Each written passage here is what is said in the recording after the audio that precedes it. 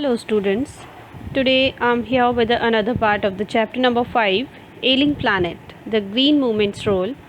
In the previous video, I taught you the part 1 in which the circumstances of ailing planet with reasons mentioned, especially the condition of green area which is deteriorating by the people, that you know very well, and some species of animals are also extincting continuously like fishing. Okay, in the era of vitamin conscious world. So let's take the another part 2 into our tongue to know the views about the increasing rate of population in the world or India that can be stopped with the contraceptive which is development. Obviously writer is correct here कि contraceptive जो है यहाँ development को बताया है, क्योंकि development अगर होगा तो डेवलपमेंट की वजह से हम इस पॉपुलेशन पर रोक लगा सकते हैं, बिकॉज डेवलपमेंट के थ्रू लोग जो हैं वो बहुत ज़्यादा नॉलेजेबल होंगे, नोन होंगे, हर चीज़ को लेकर बहुत क्यूरियस होंगे किसी चीज़ को जानने के लिए, और बहुत ज़्यादा प्रोटेक्टिव रहेंगे अपने फ्यूचर को लेके. So that's way this one point is given here. So let's start then. It's been well said that forests precede mankind, deserts follow. और ये बिल्कुल सही कहा गया है कि जो जंगल होते हैं वो इंसानों के पहले आते हैं और रेगिस्तान उनके आने के बाद बनते हैं, क्योंकि वही होते हैं जो उस फॉरेस्ट को ख़त्म कर देते हैं बिकॉज ऑफ एनी रीज़न. आप किसी भी चीज़ के लिए आप उन्हें दोषी ठहरा सकते हो, क्योंकि वो ऐसा करते हैं, या तो इंडस्ट्रियलाइजेशन के लिए ऐसा करते हैं, या फिर अपना घर बनाने के लिए ऐसा करते हैं, या फिर फायरवुड के लिए ऐसा वो करते हैं. The world's ancient patrimony of tropical forest is now eating at the rate of 40 to 50 million acres a year, and the growing use of dung for burning deprives the soil of an important natural fertilizer. That is correct. कि जो दुनिया का tropical area है, tropical forest है, वो जो अपनी प्राचीन विरासत है, अब 40 से 50 मिलियन एकड़ जो ज़मीन है हर साल घटती जा रही है, कि हर साल जो है 40 से 50 मिलियन एकड़ ज़मीन का जो फॉरेस्ट है वो ख़त्म होता जा रहा है. और गोबर को वो लोग जला रहे हैं, means as a dung use कर उसको डंग केक को यूज़ करते हैं वो लोग फायरवुड की तरह. तो उसको जलाने की वजह से जो मिट्टी को एक बेस्ट फर्टिलाइज़र मिल सकता था वो अब नहीं मिल पा रहा है. It is deprived of that, क्योंकि जो लोग उसको जलाने में यूज़ कर रहे हैं, पहले के टाइम में वो किस लिए यूज़ होता था, उसे एज अ फर्टिलाइज़र यूज़ किया जाता था मैक्सिमम रेट पर. लेकिन आज यूज़ तो किया जाता है, लेकिन उसका रेट थोड़ा कम हो चुका है, उसे वो एज अ फायरवुड भी यूज़ करते हैं. The World Bank estimates that a 5-fold increase in the rate of forest planting is needed to cope with the expected fuel wood demand in the year 2000. And before this line, I want to tell the word meanings of the first line. Means precede. Precede means come first. Okay. Patrimony means will, and tropical forest that you know well, उष्णकटिबंधीय जो forest होते हैं. और eroding means erosion. Okay, next line. और जो world bank है उसने ये पता लगाया है कि हमें प्लांटेशन की ज़रूरत है, मतलब कि हमें अपना प्लांटेशन रेट जो है वो बढ़ाना होगा, ताकि 2000 जो ईयर है 2000 ईयर में हमें जो एक्सपेक्टेड फ्यूल वुड की डिमांड होगी उससे कोप अप किया जा सके, उससे बचा जा सके. ओके, मीन्स जब ये चैप्टर लिखा गया था उस टाइम जो है जो कंडीशन थी वही इसमें मेंशन की गई है. आज का डाटा इसमें नहीं है. This is not related to the present data. तो यहाँ पास्ट में जो बताया गया है कि 2000 ईयर मतलब कि जो 2000 सन है उसमें जो फ्यूल वुड की ज़रूरत होगी उससे बचा जा सकता है, क्योंकि प्लांटेशन ज़्यादा होगा तो ट्रीज़ की क्वांटिटी बढ़ जाएगी, फॉरेस्टेशन होगा. और अगर आप प्लांट्स नहीं लगा रहे हो, पेड़ काटते ही जा रहे हो, तो डिफॉरेस्टेशन तो होगा ही. Okay. James Speth, the president of the World Resources Institute, said the other day. James Speth जो कि वर्ल्ड रिसोर्सेज इंस्टीट्यूट के प्रेसिडेंट थे, उन्होंने कहा था other day, we were saying that we are losing the forest at an acre a second. उन्होंने क्या कहा था कि हम ये बोल रहे हैं कि हम 1 सेकंड में 1 एकड़ ज़मीन के फॉरेस्ट को खो रहे हैं, but it is much closer to an acre and half to a second. लेकिन 1.5 एकड़ ज़मीन का फॉरेस्ट ख़त्म होने के बहुत करीब हैं हम। Article 48A of the constitution of India provides that, article 48 जो है कॉन्स्टिट्यूशन का, वो उसमें प्रोवाइड किया गया है कि the state shall endeavour to protect and improve the environment and to safeguard the forest and wildlife of the country। Article 48 में क्या दिया है कि जो स्टेट है वो क्या करेगा, endeavour to protect and improvement the environment means कि वो एनवायरनमेंट को इम्प्रूव करने में और प्रोटेक्ट करने में endeavour मतलब कि ट्राई करेगा, कोशिश करेगा, अपने हमेशा अपना 100% देगा। And to safeguard the forest and wildlife of the country, और कंट्री की जो फॉरेस्ट और वाइल्ड लाइफ है उसको सुरक्षित करेगा, उसको सेफ करेगा, ऐसा 48A आर्टिकल में दिया गया है।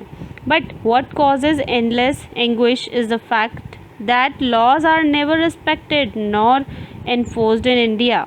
लेकिन जो चीज़ हमें बहुत दुख पहुंचाती है वो ये है कि हमारे इस देश में ना तो कानून का कोई सम्मान किया जाता है और ना ही उसको सख्ती से कोई पालन करता है।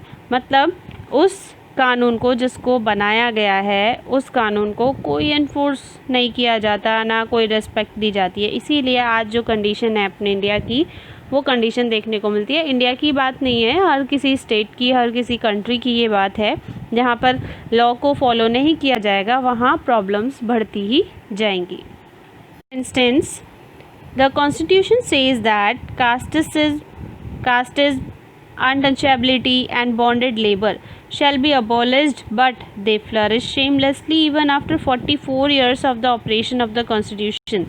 क्या कहा गया है, एक एग्जाम्पल भी दिया गया है इस चीज़ का कि कास्टिज्म है, अनटचेबिलिटी है और बॉन्डेड लेबर जो है शैल बी अपोलिश्ड मतलब उसे ख़त्म कर दिया जाएगा, लेकिन they flourish shamelessly even after 44 years means उसको ख़त्म करने की कोशिश की गई, ख़त्म कर दिया गया, लेकिन जो 44 ईयर्स हैं उस कॉन्स्टिट्यूशन के बनने के बाद भी वो शेमलेसली बढ़ते ही जा रहे हैं, फ्लरिश होते जा रहे हैं।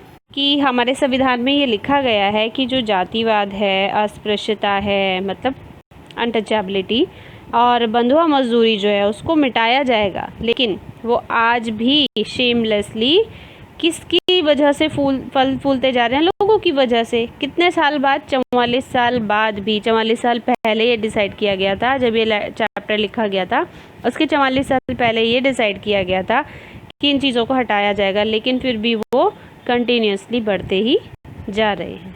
Continue. A recent report of our Parliament's Estimates Committee has highlighted the near catastrophic depletion of India's forest over the last 4 decades। Means parliament की जो रिसेंट रिपोर्ट थी उसमें ये एस्टिमेट किया गया कि भारत के जंगलों की पिछली 4 शताब्दी के दौरान जो खतरनाक कमी हुई है उस पर जोर दिया गया है इस रिसेंट रिपोर्ट में। मतलब कि इस रिसेंट रिपोर्ट में कैटास्ट्रॉफिक डिप्लीशन को, मतलब कि जो खतरनाक कमी जो इंडिया के फॉरेस्ट में हो रही है पिछले 4 दशकों से, तो वो यहाँ पर हाईलाइट किया गया है कि किस रीज़न की वजह से हो रही है, कितनी कमी हो रही है इंडिया के फॉरेस्ट में। India according to reliable data is losing its forest at the rate of 3.7 million acres a year। और रिलायबल डाटा के अकॉर्डिंग मीन्स ऐसा रिलायबल डाटा जिस पर आप बिलीव कर सकते हो, मीन्स बिलीवेबल डाटा के अकॉर्डिंग हम ये पता कर पाए हैं कि इंडिया जो है वो अपने फॉरेस्ट को लॉस करता जा रहा है, खोता जा रहा है। किस रेट पर? 3.7 मिलियन एकड़ अ ईयर, कि एक साल में 3.7 मिलियन एकड़ ज़मीन जो है वो डिफॉरेस्टेड हो रही है।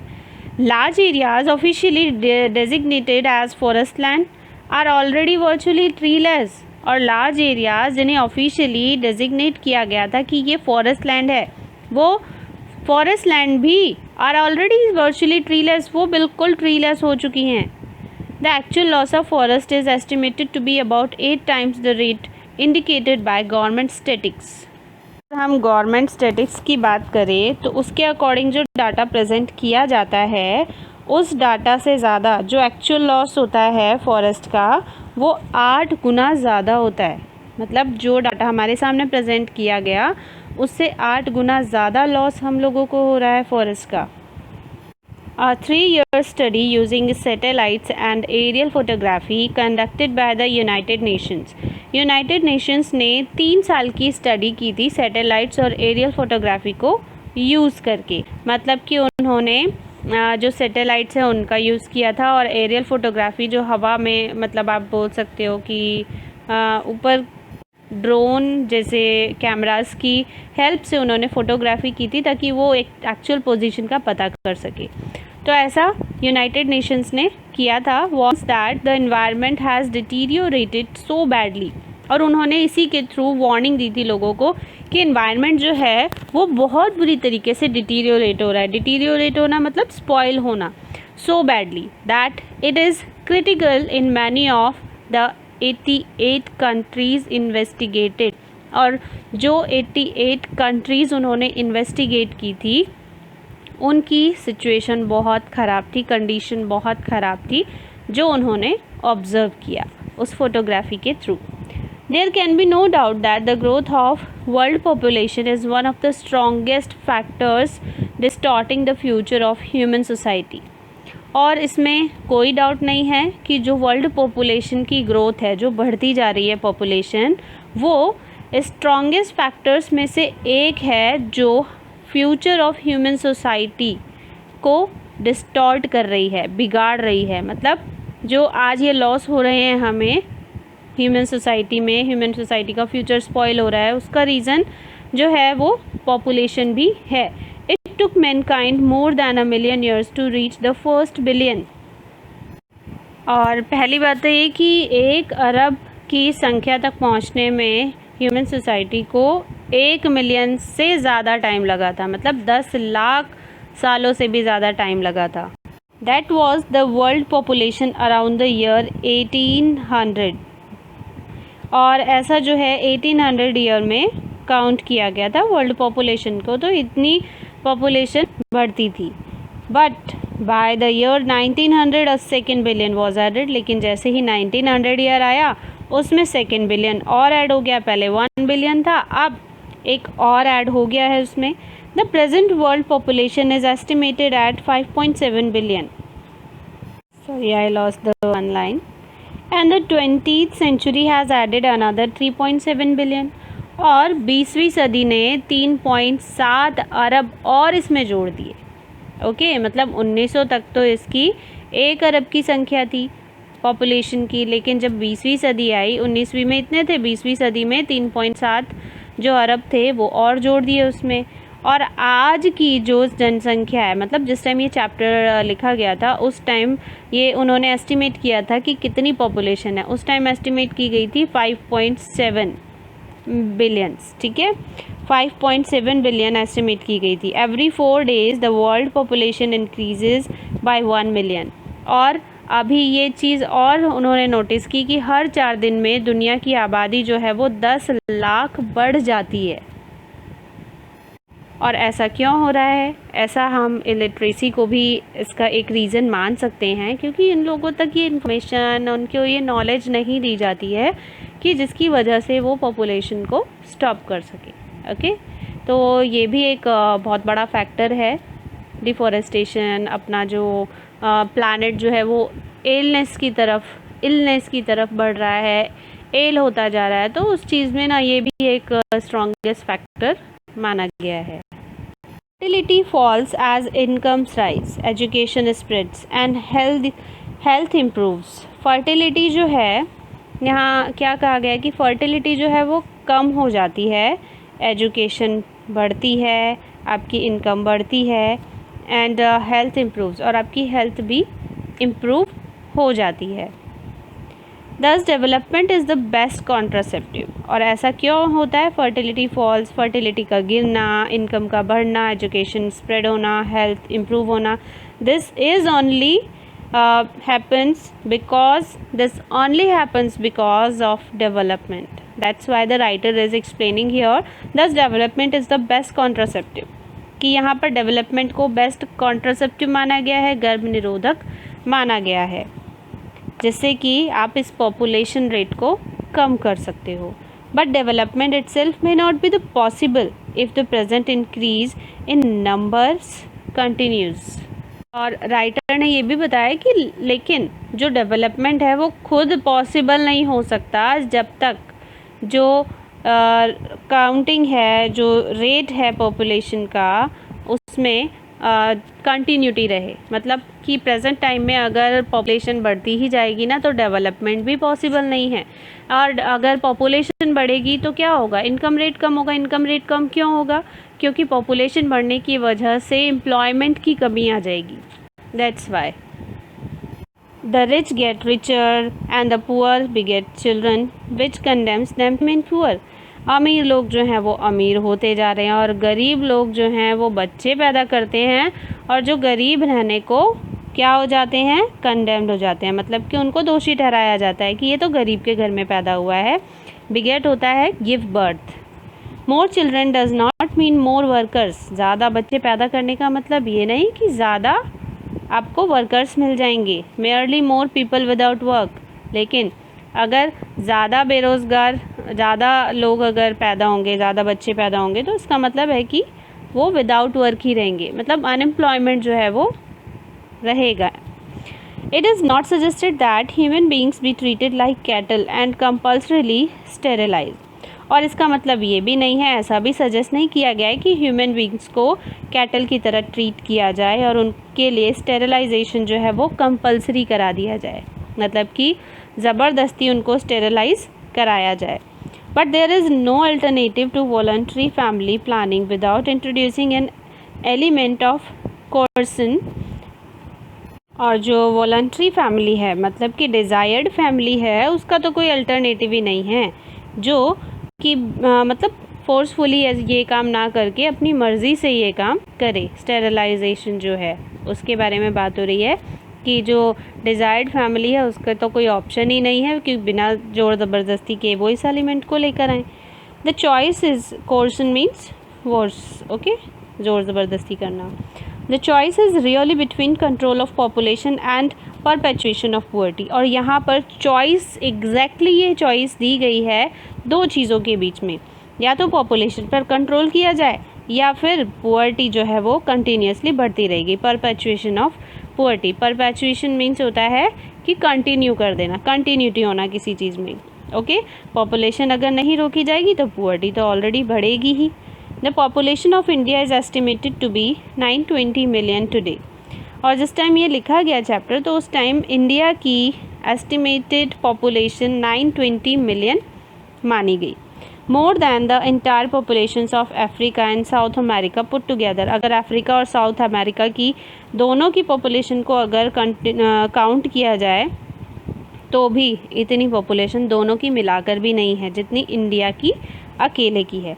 No one familiar with the conditions in India would doubt that the hope of the people would die in their hungry hutments unless population control is given topmost priority. कोई भी ऐसा पर्सन जो कि इंडिया की जो condition है उसके बारे में नोन है तो उसे ये डाउट तो होगा ही नहीं कि लोगों की जो होप है वो उनकी भूखी झोपड़ियों में मर जाएगी. मतलब कि वो इतने लोग अगर उस घर में होंगे, गरीब लोग होंगे, तो उन्हें एम्प्लॉयमेंट की कमी होगी. एम्प्लॉयमेंट की कमी की वजह से उनको अर्निंग नहीं होगी और अर्निंग नहीं होगी तो वो खाना कहाँ से लाएंगे. तो इसीलिए वो भूखे अपनी उन झोपड़ियों में मर जाएंगे. उनकी उम्मीदें तक भी अगर इस पॉपुलेशन को टॉप मोस्ट प्रायोरिटी नहीं दी गई तो पॉपुलेशन को अगर हम स्टॉप करते हैं तो कम लोग जो हैं वो अच्छे से अपनी लाइफ को स्पेंड कर सकते हैं बजाय ज़्यादा लोगों के. The meaning of hutments is झोपड़ी. Okay, it is a hut. For the first time in human history, we see a transcending concern, the survival not just of the people but of the planet. First time human history में हमने ये देखा है, क्या देखा है हमने? Transcending concern देखा है. ट्रांसेंडिंग कंसर्न मीन्स कि आप एक ही लिमिटेशन से ज़्यादा किसी चीज़ के बारे में कंसर्न रखना, टेंशन रखना। तो हमने पहली बार ह्यूमन हिस्ट्री में ये देखा है कि the survival not just of the people but of the planet, की सर्वाइवल जो है वो सिर्फ लोगों का नहीं है बल्कि प्लानट का भी है। मीन्स सर्वाइव सिर्फ लोग ही नहीं करते, उसके साथ साथ प्लानट जो है वो भी सर्वाइव करता है। We have begun to take a holistic view of the very basis of our existence, to take a holistic view of the very basis of our existence, कि हमने हमारी एग्जिस्टेंस जो है उसके आधार पर, उसके बेसिस पर होलिस्टिक व्यू जो है मतलब एक ही दृष्टिकोण रखना, वो रखना शुरू कर दिया है। The environmental problem does not necessarily signal और डिमाइज, कि एनवायरमेंटल प्रॉब्लम जो है वो नेसेसरीली हमारे डिमाइज को शो नहीं करती है, सिग्नल नहीं देती है उस चीज़ का कि हमारी जो लाइफ है या फिर हम लोग जो हैं वो ख़त्म हो जाएंगे, हमारा विनाश हो जाएगा। ऐसा नहीं है कि नेसेसरीली ऐसा ही हो। It is our passport for the future, ये तो फ्यूचर के लिए हमारा पासपोर्ट है, अगर हम बनवाएंगे तो ही हम आगे जा पाएंगे, अदरवाइज़ हमारा भी एंड तो होगा ही। The emerging new world vision has ushered in the era of responsibility, और वर्ल्ड के बारे में जो हमारा न्यू विज़न बन रहा है उसने क्या शुरू की है, अब रिस्पॉन्सिबिलिटी को शुरू किया है, कि जो जिम्मेदारी का युग है वो शुरू किया है। क्यों, कैसे हम कह सकते हैं, क्योंकि रिस्पॉन्सिबल बनेगा पर्सन तभी वो अपने इस एरिया को, एनवायरनमेंट को प्रोटेक्ट कर पाएगा, और प्रोटेक्शन की वजह से ही जो एलिंग प्लानट है वो हील होना शुरू कर देगा। It is a holistic view, an ecological view, seeing the world as an integrated whole rather than a disassociated collection of parts। ये कंप्लीट विज़न है, आप कह सकते हो कि एक होलिस्टिक व्यू है, एक इकोलॉजिकल व्यू है, जो कि पूरी दुनिया को एक ही व्यू में देखता है, किसके बजाय, ना कि अलग अलग हिस्सों में। मतलब कि यहाँ पर जो है कहा गया है कि पूरी दुनिया जो है वो एक ही है, और पूरी दुनिया में ये कंडीशन भी हर जगह ही देखी जा रही है। ये एक ऐसा व्यू है जो कि सारे जो जीव हैं, जिसमें कि हम एनिमल्स और ह्यूमन बीइंग भी आते हैं, और एनवायरनमेंट है, उन दोनों के बीच में एक रिलेशन को शो करता है, और दुनिया को एक ही नज़रिए से देखता है, ना कि अलग अलग हिस्सों के नज़रिए से, अलग अलग तरीक़ों से नहीं, एक ही नज़रिए से देखा जाता है। Industry has a most crucial role to play this new era of responsibility, और ये जो न्यू एरा ऑफ रिस्पॉन्सिबिलिटी है उसमें क्रूशियल रोल जो है इंडस्ट्री का माना गया है। इंडस्ट्री का मीन्स उद्योग जगत जो है उसकी टॉप मोस्ट यहाँ रिस्पॉन्सिबिलिटी मानी गई है। Water transformation would be affected if more businessman share the view of the chairman of DuPont, mister Edgar S Woolard, who 5 years ago declared himself to be the company's chief environmental officer।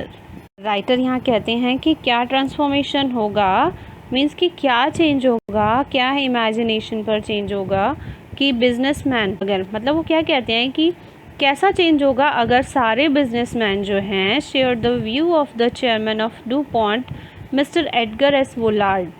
यहाँ पर जो chairman है DuPont के chairman mister Edgar S Woolard की बात हो रही है कि डूपॉन्ट जो है वो एक अमेरिकन केमिकल कंपनी है जिसके चेयरमैन हैं मिस्टर एडगर एस वुलार्ड।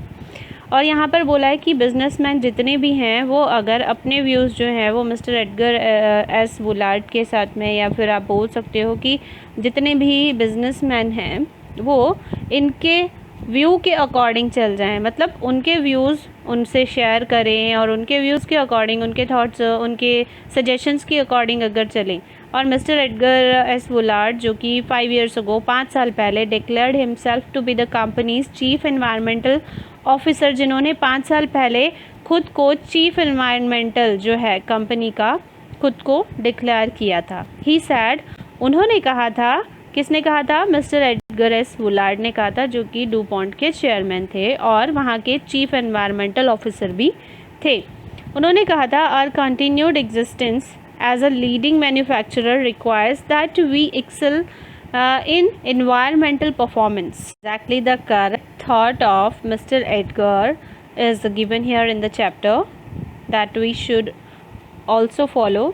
कि यहाँ पर उन्होंने कहा है कि हमारा जो एग्जिस्टेंस है, कंटिन्यू एग्जिस्टेंस जो है एज अ लीडिंग मैन्युफैक्चरर अपने इस वर्ल्ड में, इस कंट्री में या अपने स्टेट में, कहीं पे भी, इस प्लानट की बात हो रही है स्पेशली, कि हमारा जो यहाँ कंटिन्यूड एग्जिस्टेंस है एज अ लीडिंग मैन्युफैक्चरर, उसको किस चीज़ की ज़रूरत पड़ती है, that we excel in environmental performance, कि हम जो है क्या करें, जो एनवायरमेंटल परफॉर्मेंस है उसमें हम एक्सेल मतलब कि बेस्ट परफॉर्म करें। एक्सेल मीन्स बेस्ट, कि हम उसमें उत्कृष्टता हासिल करें, हम उसमें बेस्ट परफॉर्मेंस अपनी दें। क्योंकि यहाँ वो ये लाइन क्यों कह रहे हैं, क्योंकि अगर आप एनवायरनमेंट को प्रोटेक्ट करने में अपना 100% दोगे तो ऑब्वियसली जो डिफॉरेस्टेशन है वो स्टॉप होगा, और डिफॉरेस्टेशन की वजह से जो एक्सटिंक्शन ऑफ स्पीसीज़ है उनकी वजह से जो एक अफेक्ट पड़ रहा है, वो अफेक्ट जो है वो नहीं होगा, और हम अपने फ्यूचर जनरेशन के लिए नेचुरल रिसोर्सेज को प्रोटेक्ट कर सकते हैं, उनके लिए बचा के रख सकते हैं। Of all the statements made by Margaret Thatcher during the years of her prime ministership, none has passed so decisively into the current coin of English usage as her felicitous words. No generation has a freehold on this earth. All we have is a life tenacy with a full repairing lease. In the words of Mr. Lester Brown, we have not inherited this earth from our forefathers, we have borrowed it from our children. Exactly, the fine definitions are given here from the dignitaries. यहाँ पर बोला है कि जो Margaret Thatcher थे, उनकी जो statements थी, वो उनकी जो प्राइम मिनिस्टरशिप थी उस टाइम में उन्होंने एक स्टेटमेंट दी थी। क्या स्टेटमेंट? और इंग्लिश का जो यूज़ था उसमें इतना ज़्यादा कुछ फेमस नहीं हुआ जितना उनके ये फेलिशियस वर्ड्स फेमस हुए थे। मतलब उनके ये जो फेलिशियस, जो ये सटीक शब्द थे ना, वो बहुत ज़्यादा फेमस हुए थे। और वो क्या थे? No generation has a freehold on this earth, कि कोई भी जनरेशन हो, ये अर्थ जो है उसे सौंपी नहीं जा सकती, उसका फ्री होल्ड यहाँ पर नहीं है, वो फ्रीली उस पर अपना हक नहीं जमा सकता। All we have is a life tenancy, हम तो यहाँ टीनेसी की तरह है, मतलब टीनेसी टीनेंट वाली लाइफ है हमारी, यहाँ पर किराएदारी वाली ज़िंदगी है। मतलब हम यहाँ सब लोग किराएदार हैं, with a full repairing lease, full repairing lease के साथ, मतलब कि जहाँ भी हम रहते हैं किराएदार, तो वहाँ पर अगर कोई चीज़ टूट फूट जाती है तो उसकी मरम्मत हमें ही करानी पड़ती है ना। ऐसा ही कुछ यहाँ पर उन्होंने मेंशन किया है कि विद फुल रिपेयरिंग लीज़, हम यहाँ किराएदार हैं, कि हमें भी हमारी रिस्पॉन्सिबिलिटी है कि हम जहाँ जिस प्लानट पर रह रहे हैं उसको रिपेयर करना हमारी रिस्पॉन्सिबिलिटी है। डिफॉरेस्टेशन अगर हो रहा है तो उसका रीज़न जानें, उस रीज़न के थ्रू हम उस चीज़ को प्रोटेक्ट करने की कोशिश करें, उसको नेचुरल रिसोर्सेज को सेव करने की कोशिश करें, ना कि उसको और ज़्यादा हम यूज़ करना शुरू कर दें अपने फैसिलिटीज़ को कंप्लीट करने के लिए, अपनी फैसिलिटीज़ को प्रोवाइड कराने के लिए, अपनी फैमिली को या खुद के लिए, कुछ भी है, हमें इस चीज़ पर एक स्टॉपेज लगाना होगा। In the words of mister Lester Brown, और जो मिस्टर लेस्टर ब्राउन थे उन्होंने भी अपने वर्ड्स में कुछ कहा था। क्या कहा था? We have not inherited this earth from our forefathers, कि हमने अपने पूर्वजों से इस ज़मीन को, इस अर्थ को इनहेरिट नहीं किया है, हमें ये वसीयत में नहीं मिली है, विरासत में नहीं मिली है। We have borrowed it from our children, इसे तो हमने अपने बच्चों से उधार लिया है। दैट मीन्स आप इस चीज़ को अच्छे से यहाँ पर अंडरस्टैंड कर सकते हो कि हमने अपने बच्चों से उधार लिया है, मतलब कि हमने उनसे उधार लिया है तो हमें भी उतना और उससे ज़्यादा करके हमें पहुँचाना होगा। जैसे कि आप किसी से 10,000 रुपये उधार लेते हो, तो क्या आप उसे 10,000 रुपये की जगह 2,000 रुपये रिटर्न कर सकते हो? नहीं कर सकते। That is the main point is given in this line. आपको उसे 10,000 के साथ आपको उसका ब्याज भी देना पड़ता है।